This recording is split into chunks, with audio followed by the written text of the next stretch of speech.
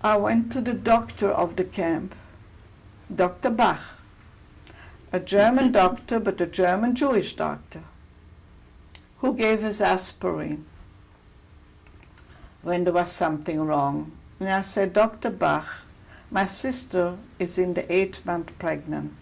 I know that the transport is going to leave soon. Can you write on a paper that she's in the 9th month pregnant? Because I know that Commandant Frank will not send anybody away in the 9th month. They did not want a mess on the 5-day trip in the cattle train from Belgium to Auschwitz. So the German doctor said, oh no, I will not do that. Now comes the day that the transport is leaving. That was the 20th transport. My sister, having been caught with the suitcases, was going to be transported to Auschwitz, deported. I was told by the commandant, if you shed one tear, you go with them. There are some memories that are very clear in my mind.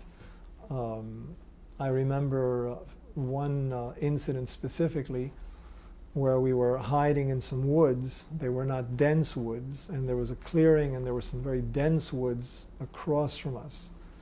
To the best of my recollection, it might have been maybe 200 yards. It was not a big space, but for, as a child, I don't know. And some planes found us and were shooting.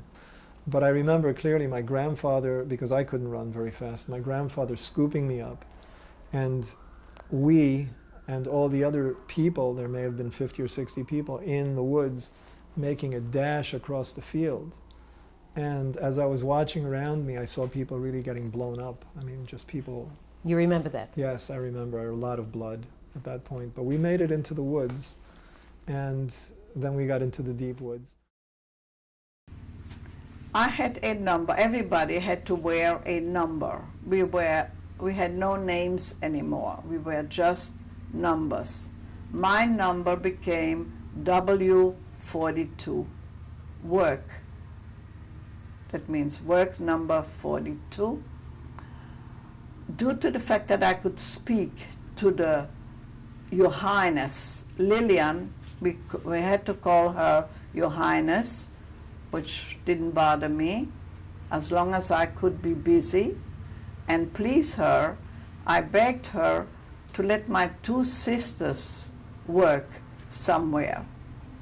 And I got a job to work in that big office where, when the way we came in, other people came in, and they would go with their hands in the luggage and had to take out money, ID cards, papers, jewelry, whatever they found in each suitcase. And at the end of it, they would have to put, when they finished with it, they would put in chalk their initial. And the people to whom it belonged could then take it. At one point, I'm ashamed to say, but a Jewish woman, Judith, who was our supervisor, pointed to my 2 sisters and said to the German in his ear something. The German said, where are the suitcases with initial E, Eva, R for Rachel? Took the suitcases, turned them over. My sisters had left in those suitcases money, whatever they could. They left. They took just a few things out to show. But they wanted to help the people, our people. And they were sent away because of it. They were sent away to Auschwitz.